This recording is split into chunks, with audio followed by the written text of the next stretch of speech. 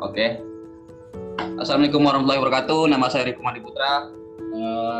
Di sini kami sebagai kelompok 1 akan presentasi untuk pertemuan 13, di mana dengan judul peran media massa dalam sistem politik Indonesia, yang beranggotakan 3 orang, disusun oleh Zul Fahmi 20103023, Nuralisa Alfia dengan NIM 20103040, dan Riko Mandi Putra dengan NIM 20103016, dengan dosen Raja Mansur MS SOS MPM, Sekolah Tinggi Ilmu Sosial dan Ilmu Politik Raja Haji Tanjung Pinang tahun 2021-2022. Yang pertama,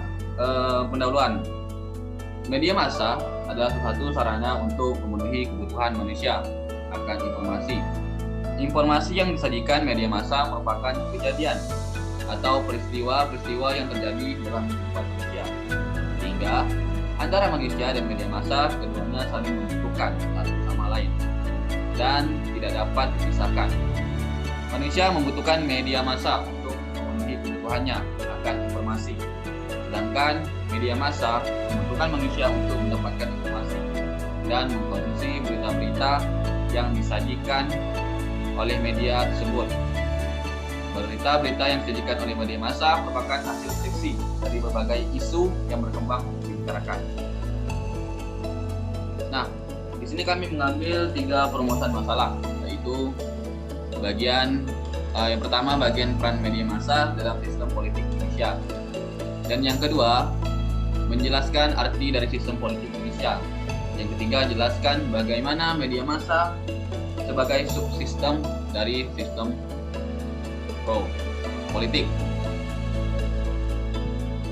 Konsep teoritis. Di sini kami mengambil menurut leksikon komunikasi, media massa adalah sarana untuk menyampaikan pesan yang berhubungan langsung dengan masyarakat luas, misalnya radio, televisi, dan surat kabar.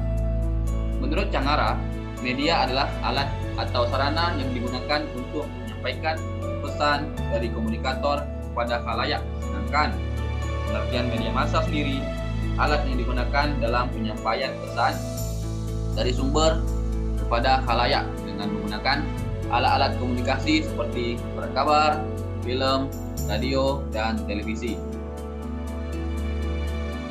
Karakteristik media massa menurut Cangara 2010 antara lain: yang pertama, bersifat melembaga, artinya pihak yang mengelola media terdiri dari banyak orang, yakni mulai dari pengumpulan, pengelolaan, sampai pada penyajian informasi. Yang kedua, bersifat satu arah, artinya komunikasi yang dilakukan kurang memungkinkan terjadinya dialog antara pengirim dan penerima. Kalaupun terjadi, reaksi atau umpan balik biasanya memerlukan waktu dan tertunda. Yang ketiga, meluas dan serempak, artinya dapat mengatasi rintangan waktu dan jarak karena ia memiliki kecepatan, bergerak secara luas dan simultan, di mana informasi yang disampaikan diterima oleh banyak orang dalam waktu yang sama. Yang keempat, memakai peralatan teknis atau mekanis seperti radio, televisi, surat kabar, dan semacamnya. Dan yang kelima, bersifat terbuka, artinya pesannya dapat diterima oleh siapa saja dan di mana saja tanpa mengenal batas usia, jenis kelamin, dan suku bangsa. Yang kedua, kita masuk pembahasan media massa. Media merupakan unsur pokok dalam proses komunikasi. Media menjadi perantara komunikator untuk menyampaikan pesan kepada komunikan. Media pada dasarnya adalah segala sesuatu yang merupakan saluran dengan mana seorang menyatakan gagasan, isi jiwa, atau kesadarannya. Atau dengan kata lain, media adalah alat untuk mewujudkan gagasan manusia. Salah satu media massa yang syarat dengan informasi adalah pers. Pers merupakan cerminan realita karena pers pada dasarnya merupakan media massa yang lebih menekankan fungsinya sebagai sarana pemberitaan. Isi pers yang utama adalah berita, dan berita adalah bagian dari realitas sosial yang dimuat oleh media karena memiliki nilai yang layak untuk disebarkan kepada masyarakat. Nah, yang kedua ada sistem politik Indonesia. Secara etimologi, kata sistem berasal dari bahasa Yunani, yaitu sistema, yang berarti suatu keseluruhan yang tersusun dari sekian banyak bagian, atau dapat juga diartikan sebagai hubungan yang berlangsung antara satuan-satuan atau komponen secara teratur. Politik berasal dari bahasa Yunani, polis, yang berarti kegiatan dalam rangka mengurus masyarakat, sehingga politik merupakan alokasi nilai-nilai yang bersifat otoritatif yang dipengaruhi oleh distribusi serta penggunaan kekuasaan. Sejak awal berdirinya, Indonesia sudah menjadikan demokrasi sebagai pilihan sistem politiknya. Isi dan mekanisme sistem politik Indonesia dirumuskan pada batang tubuh UUD 1945, bagaimana dinyatakan dalam pasal 1 ayat 2 UUD 1945 bahwa kedaulatan ada di tangan rakyat dan dilakukan menurut ketentuan UUD. Adapun sendi pokok dari sistem politik demokrasi di Indonesia sebagai berikut. Pertama, ide kedaulatan rakyat, bahwa yang berdaulat di negara Indonesia adalah rakyat. Yang kedua, negara berdasar atas hukum. Negara demokrasi juga negara hukum. Negara hukum, Indonesia mengandung hukum dalam arti material luas untuk mencapai tujuan nasional. Ini tercermin dalam pasal ayat 1 ayat 1 ayat 3 UUD 1945 yang berbunyi negara Indonesia adalah negara hukum. Yang ketiga, berbentuk republik. Negara dibentuk untuk memperjuangkan realisasi kepentingan umum. Negara Indonesia berbentuk republik yang memperjuangkan kepentingan umum. Tercermin pada pasal 1 ayat 1 UUD 1945 yang berbunyi negara Indonesia ialah negara kesatuan yang berbentuk republik. Selanjutnya akan dibahas oleh kawan saya, Ibu Fahmi. Silakan dilanjutkan.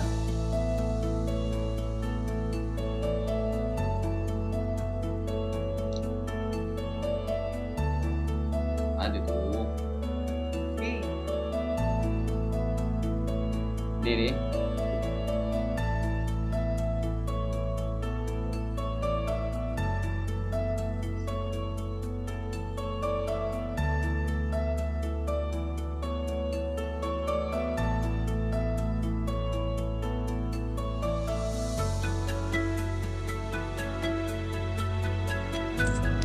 Baiklah, saya akan melanjutkan presentasi dari Saudara Riko. Di pemerintahan berdasarkan konstitusi.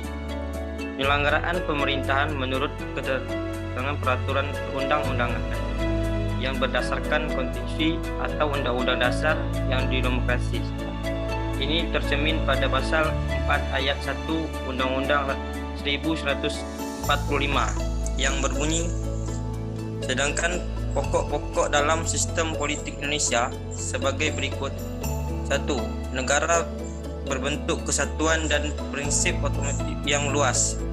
Disampaikan adanya pemerintah pusat. Terdapat pemerintah daerah yang memiliki hak otonom. Yang kedua, pemerintah berbentuk republik. Sedangkan sistem pemerintah presidensial. 3. Presiden adalah kepala negara sekaligus kepala pemerintahan. Presiden dan wakil presiden dipilih secara langsung oleh rakyat untuk masa jabatan 5 tahun.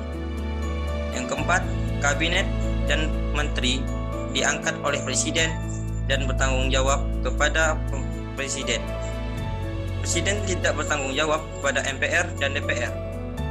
Di samping kabinet, Presiden dibantu oleh Dewan Pertimbangan. Let's go.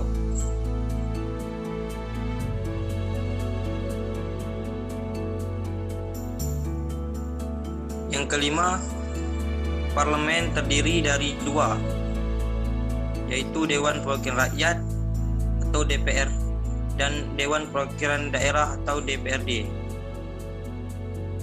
6. Pemilu diselenggarakan untuk memilih presiden dan wakil presiden, anggota DPR, anggota DPD, anggota DPRD provinsi dan anggota DPRD kabupaten atau kota. Yang ketujuh, sistem multipartai. Banyak sekali partai politik yang memunculkan di Indonesia terlebih setelah berakhir Orde Baru. Kekuasaan yudikatif dijelaskan oleh Mahkamah Agung dan Badan Penilaian di bawahnya yang mengabdikan tinggi dan pengadilan negeri serta sebuah Mahkamah Konstitusi. 9. Lembaga negara lainnya adalah Badan Pemeriksa Keuangan dan Komisi Yudisial.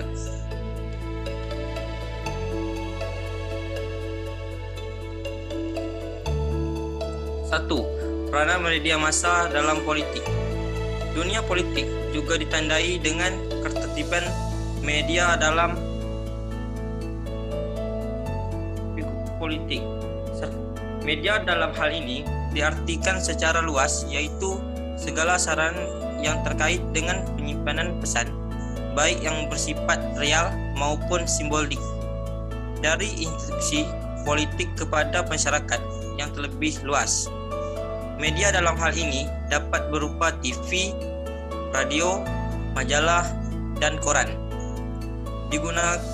Digunakan media massa sebagai instrumen untuk mengkomunikasikan ide, pesan, dan program kerja politik adalah karena bahwa media dapat dipakai untuk menyampaikan pesan kepada masyarakat luas dengan biaya orang yang relatif sangat murah. Keaktifan media massa dalam menyampaikan pesan politik telah menjadikannya sebagai ajang baru pertempuran politik. Baiklah, presentasi akan dilanjutkan oleh Nurhalisa.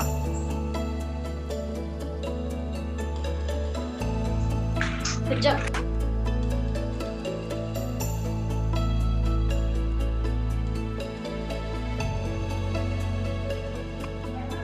Baiklah, saya akan melanjutkan presentasinya dari Zulfahmi. Persaingan pun muncul untuk mencari alienasi dengan suatu media massa guna menjamin lancarnya pesan politik yang ingin disampaikan. A. Media dan opini publik. B. Media dan kekuasaan publik. E. Politik. C. Media dan bias persepsi. D. Media dan komunikasi politik. E. Media sebagai medan pertempuran. 2. Media massa sebagai subsistem dari sistem politik. Sebagian telah dibahas bahwa begitu besarnya peran media massa dalam kehidupan masyarakat yang mampu mempengaruhi dan merubah cara berpikir suatu kelompok masyarakat. Kekuatan media massa ini juga digunakan dari pemerintahan maupun suatu kelompok dengan kelompok masyarakat tertentu di suatu pemerintahan untuk mempengaruhi opini publik.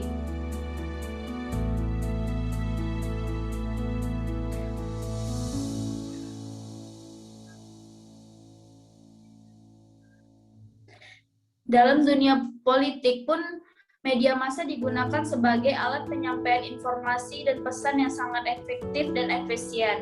Sebagaimana juga dijelaskan oleh Laswell tahun 1972 bahwa the study of politics is the study of influence and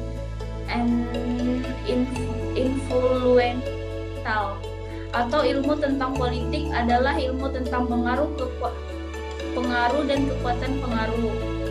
Tampilan media massa akan mengembangkan beberapa fungsi yang menggambarkan kedemokrasian dalam pemberitaannya. Fungsi-fungsi tersebut merupakan sistem politik yang ada. Menurut Wolff dan Plummer tahun 1990, fungsi-fungsi media massa adalah: 1. Sebagai pengamat lingkungan dari kondisi sosial politik yang ada. 2. Sebagai pembentuk agenda atau agenda setting yang penting dalam isi pemberitaannya.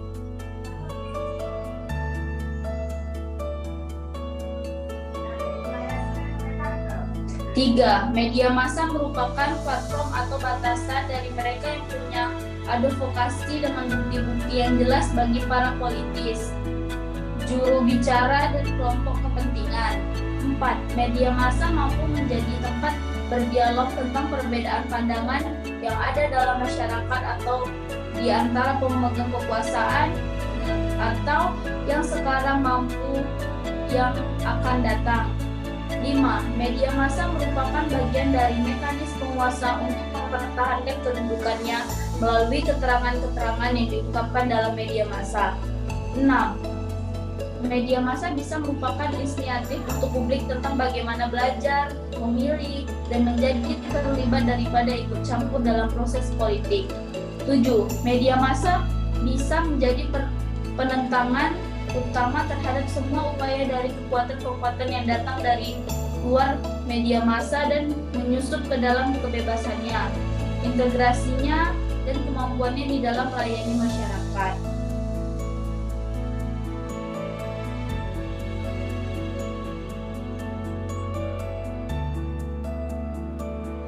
Bab 3. Penutupan.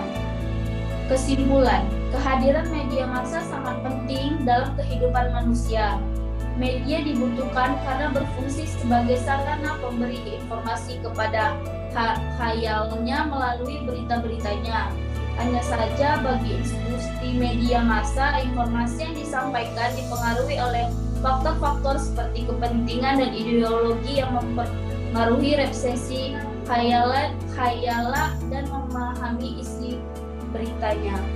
Baiklah, selanjutnya akan dilanjutkan oleh teman saya yaitu Riko.